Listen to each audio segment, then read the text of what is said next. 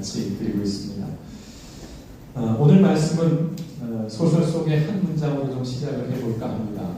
익히 잘 알고 있는 너무나 유명한 그 소설의 한 문장인데요. 바로 이것입니다. 설렁탕을 사다 놓았는데 왜 먹지를 못하니? 왜 먹지를 못하니? 회상하게도 오늘은 운수가 좋더니만. 그 소설 기억나시죠? 학교에서, 교과서에서 너무나 유명한 아주 가난한, 찢어지게 가난한 인력거꾼이었던 김첨지는 나이 든 사람을 조금 그나마 붙여주는 고치는데 오늘은 나가지 말고 내 곁에 있어 달라는 아픈 아내의 말에 핀잔을 주면서 기어이 일을 나가죠. 그런데 그날따라 손님이 많았습니다. 돈을 많이 벌게 된 것이죠. 그래서 김첨지는 속으로 생각합니다. 오늘은 운수 좋은 날이라고요. 그래서 술집에 들러서 거하게 술도 마시고 또 아픈 아내가 그토록 먹고 싶어 했던 뭐죠? 설렁탕을 사서 집으로 돌아옵니다. 그러나 어떤 일이 벌어져 있었죠? 그 아내는 죽어 있었습니다. 싸늘한 시신으로 누워있는 아내를 향해서 김첨지가 울먹이면서 한 말이 바로 그 문장이었죠. 설렁탕을 사다 놓았는데 왜 먹지를 못하니? 왜 먹지를 못하니? 회상하게도 오늘은 운수가 좋다니만. 이 문장으로 이 소설은 끝이 납니다. 1924년에 발표된 현진건의 소설 운수 좋은 날의 마지막 문장입니다. 일제강점기를 배경으로 합니다. 지독한 가난 속에 살아다녔던 그 시절의 가난한 사람들, 노동자의 그 고단한 삶을 그린 사실주의죠. 실제 현실에서 벌어질 만한 그런 내용을 이야기로 만든 단편 소설입니다. 잘 아시는 것처럼 이 소설의 제목은 반어절입니다. 운수 좋은 날이라고 하지만 그러나 실제로는 더럽게 재수없는 그런 날인 것이죠. 가장 비극적인 그러한 날을 이 가족, 이 부부가 맞이한 것입니다. 여러분 생각해보면 우리의 삶도 이 소설 속 부부의 삶처럼 사실은 굉장히 역설적이에요. 우리가 살아가는 우리의 삶들을 들여다보시면 지금까지 여러분이 얼마나 살아오셨던 지나온 삶들을 한 번씩 잠깐 한번 돌려보세요. 굉장히 역설적이고요. 굉장히 모순적입니다. 내가 잘해보려고 했던 것들은 엉망이 되고 내가 그냥 대충 했던 것들은 내가 기대치 않은 성공으로 행운으로 이어지기도 합니다. 내가 애쓰고 수고했지만 안 됐고 그렇지 않은 것들은 잘 되고 앞으로도 우리의 삶은 그렇게 역설적이고 또 어떤 반원적인 그런 삶이 이어질 것입니다. 우리의 삶이 다양한 얼굴을 가지고 있기 때문에 그렇습니다. 그래서 쉽지가 않아요. 아무리 인생을 오래 살아도 삶은 늘 어렵고 또 삶은 늘 예측 불가한 것이죠. 오늘 사도행전에 바로 이 소설 속의 이 부부와 같은 큰 이야기가 등장을 합니다. 우리에게 너무나도 잘 알려지고 익히 우리가 잘 알고 있는 바로 그 이야기, 아나니아와 삽비라의 그 이야기입니다. 이 부부의 이야기는 우리에게는 바나바라고 우리가 잘 알려져 있는 레위 사람 요셉, 바나바의 본명이 요셉입니다. 바나바는 별명이었습니다. 미로의 사람이라고 해요. 그가 별명을 가진 이유는 여기에 있습니다. 어느 날 바나바가 자신의 밭을 팔아서 교회 앞에 헌금으로 드립니다. 쉬운 일이 아니죠. 여러분 무엇을 내면 좋겠습니까? 지금 반지 끼고 있는 분들, 목걸이, 귀걸이, 하다못해 휴대폰이라도 저한테 주시면 제가 그거 가지고 좀 어떻게 팔자를 고쳐볼 수 있을 것 같은데 엄청난 일을 한 거예요. 이 모습을 아나니아와 삽비라가 봤습니다. 감동을 했어요. 그래서 어느 날 이제 이 부부가 결단을 합니다. 우리도 그렇게 하자. 아나니아 삽비라가 자신의 소유를 팔아서 공동체 앞에 드립니다. 그게 밭이었는지 놀이였는지 모르겠어요. 소유라고만 나옵니다. 성경에는. 참으로 귀한 일이에요. 그런데 이 귀하고 이 멋진 날이 이 부부에게는 가장 참혹하고 비극적인 날이 되었음을 우리는 잘 알고 있습니다. 3시간 간격을 먼저는 남편 아나니아가 죽음을 맞습니다. 이후에 아내인 삽비라도 죽음을 맞습니다. 뭐 행복할까요? 날 한시는 아니어도 같은 날 부부가 정말 비극적인 것이죠. 그리고 무엇보다 충격적입니다. 그리고 저는 이 이야기를 볼 때마다 좀 가혹하다는 생각을 갖습니다. 꼭 그렇게까지 했어야 하는가 라는 생각을 갖습니다. 여러분들은 어떠신지 모르겠어요. 아나니아가 죽기 전에 베드로가 아나니아와 얘기하는 가운데 이렇게 탄식하고 이렇게 책망합니다. 오늘 5장 3절과 4절에 보시면 세 번역입니다. 아나니아는 들으시오. 어찌하여 그대의 마음이 사탄에게 홀려서 그대가 성령을 속이고 땅값의 얼마를 몰래 떼어놓았소. 베드로는 꿰뚫고 있는 것입니다. 사탄이 그 마음에 들어가 있는 거예요. 좋은 일을 했어요. 선한 일을 했습니다. 그러나 그 일 가운데 사탄은 늘 장난질을 하죠. 미혹당한 것이에요. 그리고 무슨 얘기합니까? 성령을 속였다고 얘기해요. 땅값의 얼마를 감춘 거예요. 자, 그러면서 뼈 때리는 얘기를 하죠. 그 땅은 팔리기 전에도 그대의 것이 아니었어요. 합법적으로 아나니아의 소유예요. 누가 뭘 할 것 없습니다. 또 팔린 뒤에도 그대 마음대로 할 수 있었던 것이 아니었어. 맞죠? 그걸 파는 것도 그들의 마음이고 그들의 권리고 그것을 팔아서 돈이 100만 원이 1000만 원이 나왔더라도 그걸 자기들이 임의적으로 하는 것 그거 자기들의 권리예요. 누가 뭘 할 것 없습니다. 너 왜 그거 다 드렸어? 이렇게 말할 수 없는 거예요. 그런데 이렇게 말하죠. 그런데 어찌하여 이런 일을 할 마음을 먹었소? 무슨 마음이에요? 그대는 사람을 속인 것이 아니라 하나님을 속인 것이요 라고 얘기를 합니다. 이 부부의 비극은 뭐 때문입니까? 거짓말 때문입니다. 소유를 판 전부가 아니라 그 일부를 헌금을 하면서 좋은 일이에요. 그런데 마치 전부를 헌금하는 것처럼 거짓말을 했습니다. 이 거짓말은 1차적으로는 사람을 속인 거예요. 교회 공동체 앞에 속인 것입니다. 근데 본질적으로는 오늘 베드로의 책망 속에서 본다는 뭡니까? 하나님을 기만한 죄 또는 성령을 속인 죄인 것입니다. 아나니아와 삽비라 사건은 단순히 헌금을 제대로 드리지 않아서 죽은 이야기가 아닙니다. 그렇게 해석을 하고 그렇게 묵상을 하시면 저부터도 살아있지 못할 겁니다. 벌써 죽었어요. 웃고 계시지만 여러분들도 이미 산 사람들이 아닐 것입니다. 헌금을 제대로 안 드려서 죽은 이야기로 그렇게 이해하시면 안 돼요. 사도행전 5장은요. 전체 우리가 42절까지 읽었는데 초대교회가 마주한 두 가지 위험에 대한 이야기가 담겨 있고요. 그리고 그것을 이겨낸 성령의 능력이 담겨 기록되어 있는 말씀이에요. 이제 막 시작됐어요. 초대교회가. 그런데 그 초대교회가 아직 비틀이 다져지기도 전에 아직 그들이 내공이 생기기도 전에 어떤 일이 벌어져요? 일단 외부의 위협들 외부와 싸워야 했습니다. 지난 4장에서 우리가 살펴봤죠. 교회가 처음으로 핍박을 받는 역사가 4장의 기록에 있었고요. 5장에서도 그것이 계속 이어져요. 유대의 종교 지도자들은 초대교회를 박해하기 시작합니다. 그리고 사도들을 감금해요. 오늘 말씀 속에 감옥에 갇게 됩니다. 감금당해요.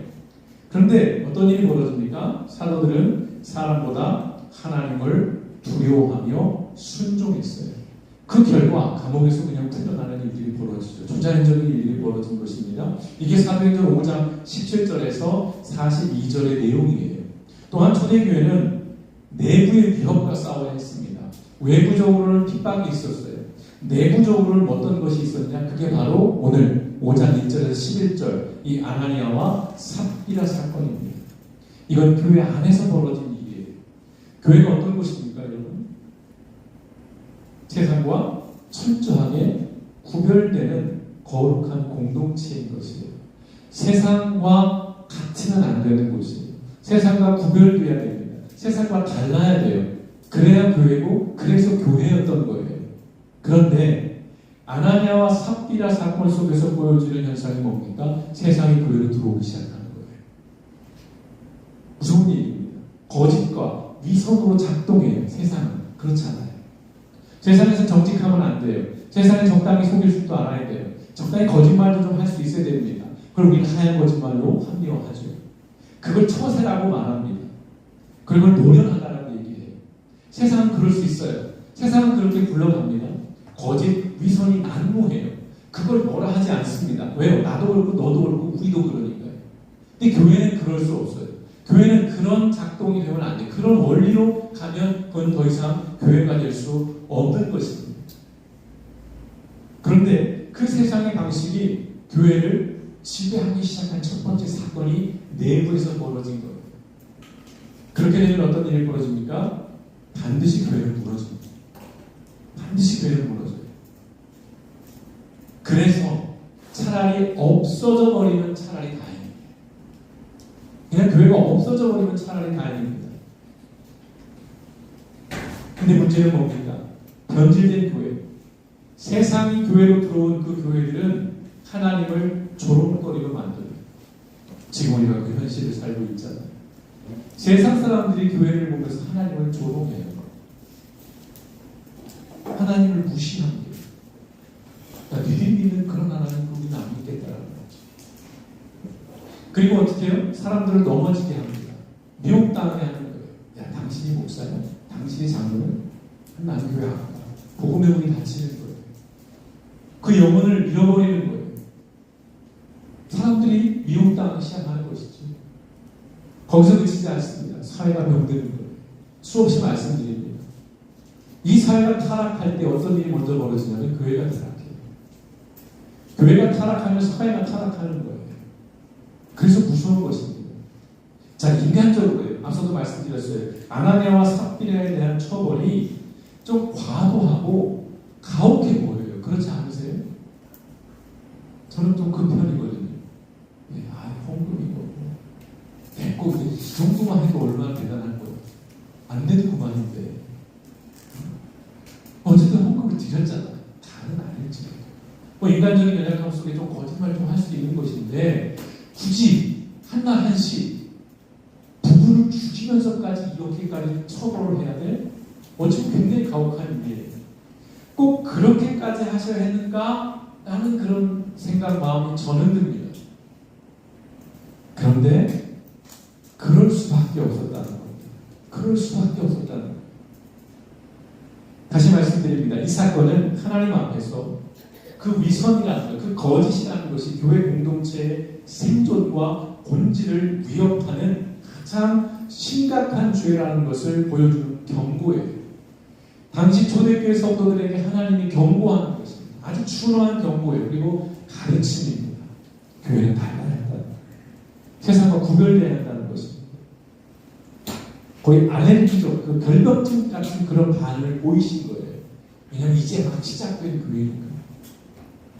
처음부터 버릇이 잘못 들으면, 처음부터 잘못 길들여지면 안 고쳐져요. 저희 고향의 어머니가 키우는 그 개는 집에서 키우는데 마당에서 키우는 개보다도 더 똥개예요. 말하는 말 하나도 없어요. 기다리는 거 하나도 못해요. 똥 오줌도 가누지 못합니다. 온통 지 마음대로 해요. 근데 이제 10살이 넘어버렸어요. 방법이 없어요. 그냥 삽니다. 이제 본인이 조금 늙어서 이제 조금 나대는 건 더 그래요. 조금 얌전해졌습니다. 처음부터 길들이지 않으면, 그게 하나의 문화로 자리 잡지 않으면, 그게 내면으로 내 신화가 되지 않으면 인간이 가진 죄성은요, 그걸 다시 되돌리기 너무 힘든 거예요. 그래서 이렇게 가혹할 만큼 거짓과 위선에 대해서, 세상이 교회로 들어오는 것에 대해서 준엄하게 심판할 수밖에 없었다는 것입니다. 다시 말씀드려요. 소유를 팔아 헌금을 드리는 것 분명한 선한 마음에 시작했어요. 이들이 막 어떤 명예심으로 처음 시작했을 건 아닌 것 같아요. 근데 팔고 보니 현금이 딱 손에 쥐어보니 얼마나 많은 생각이 들겠어요. 여러분 그렇지 않겠습니까? 오늘 저의 설교에 감동을 받으셨어요. 그래서 아파트 이제 그 집문서를 고민하기 시작합니다. 내가 이거 전세 맡기고 우리 교회 없는데 이 카페 사버리자. 그래서 딱 전세금을 받았어요. 한 15억쯤. 그럼 그거 놓고 어떤 마음 드실까요? 저 같으면 막 12번도 더 여러 가지 것들을 지었다 세웠다는 것 같아요. 그게 인간이잖아요. 자, 누가 강요한 건 아니라고 말씀드렸어요. 자발적으로 했습니다. 누구나 할 수 있지만 사실은 아무나 할 수 없는 일을 이 부부들이 해낸 것이에요. 칭찬받아 마땅한 일을 한 것입니다.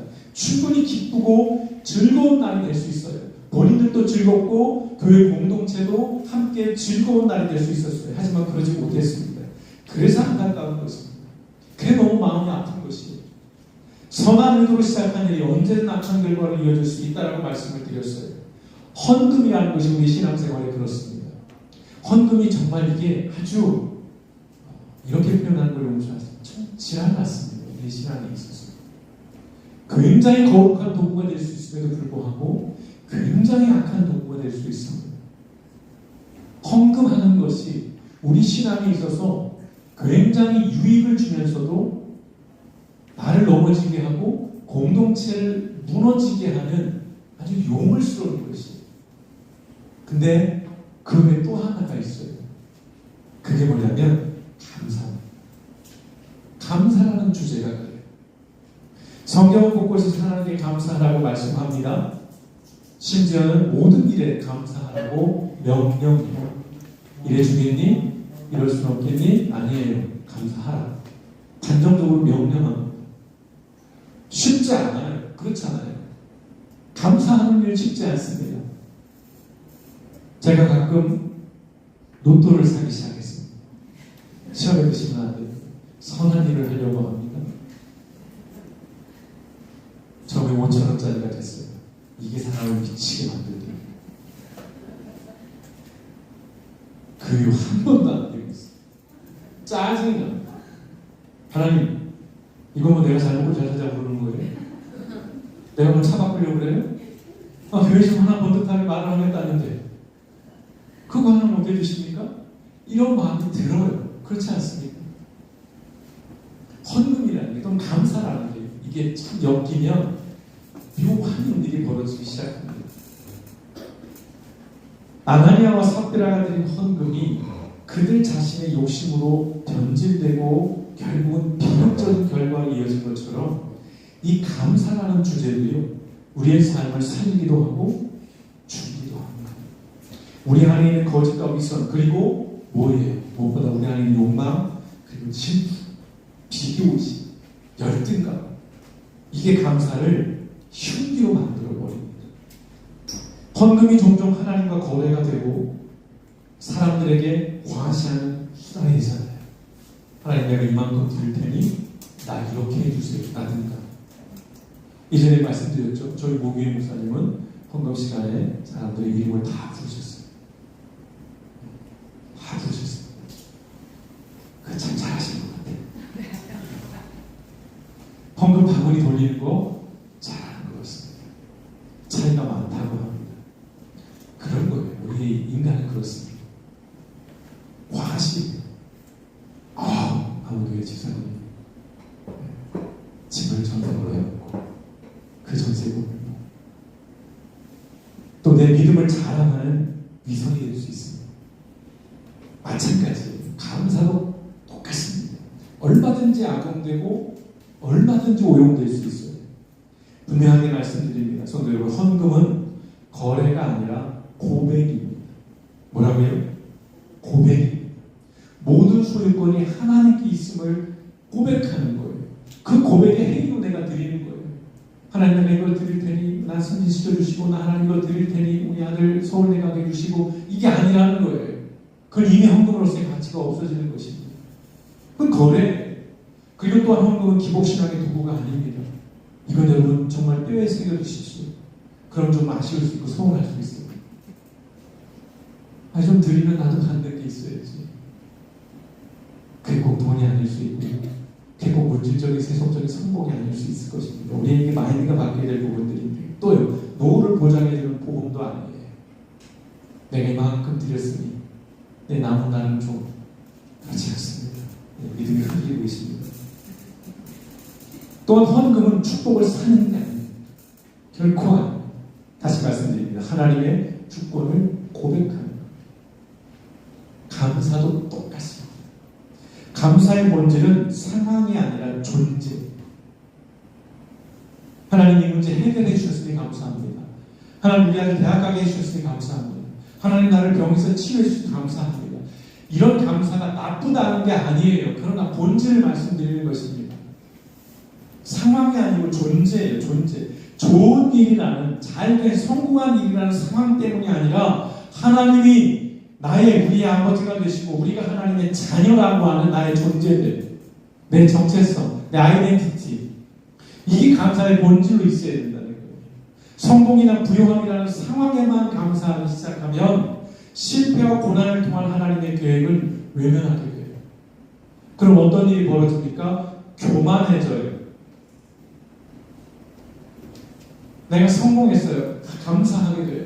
그러면 아주 한껏 교만해집니다. 내가 축복받은 자라는 거거든요. 하나님이 나를 사랑한다라는 거예요. 그러면 거기까지 이해해요. 그래,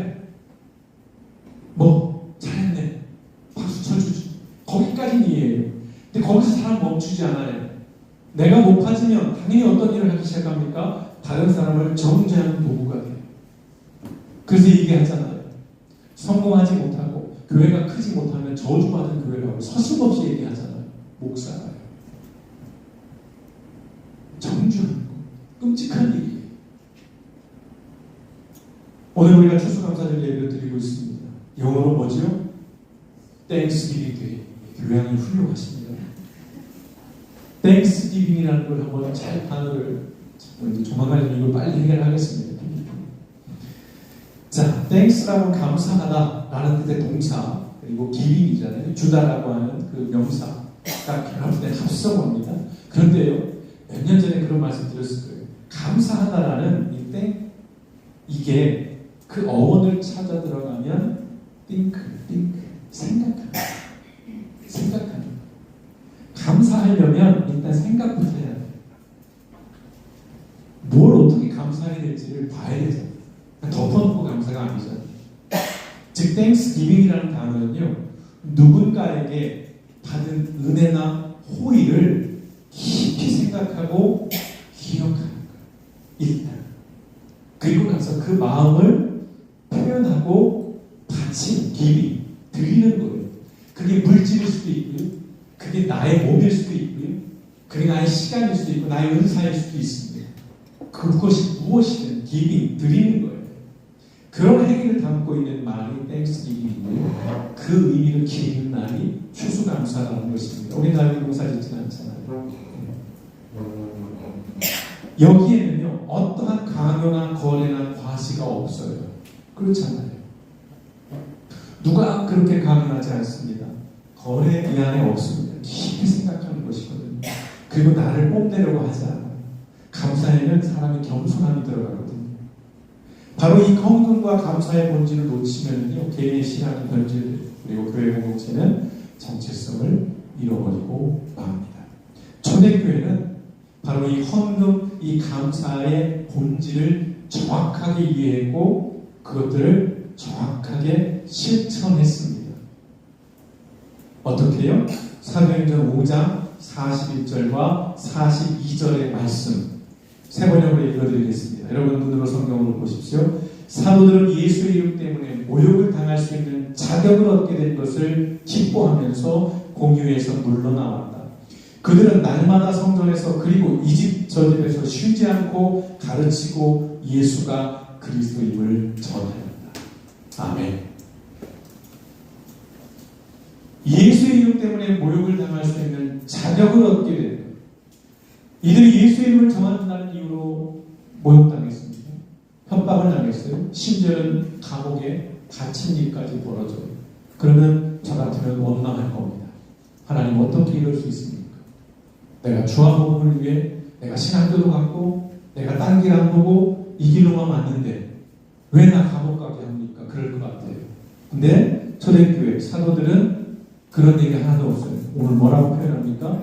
예수의 이름 때문에 모욕을 당할 수 있는 자격을 얻게 된 것을 기뻐했다는 것. 감사하고 있는 것. 그리고 뭐 합니까? 이 집 저 집에서 쉬지 않고 가르치고 예수가 그리스도임을 전했다는 것입니다. 모욕과 박해를 받는 상황에서 원망과 불평 대신에 오히려 그들은 기뻐합니다. 뿐만 아니라 다시 말씀드려 기꺼이 복음을 전하는 일에 자신의 삶을 드리는 겁니다.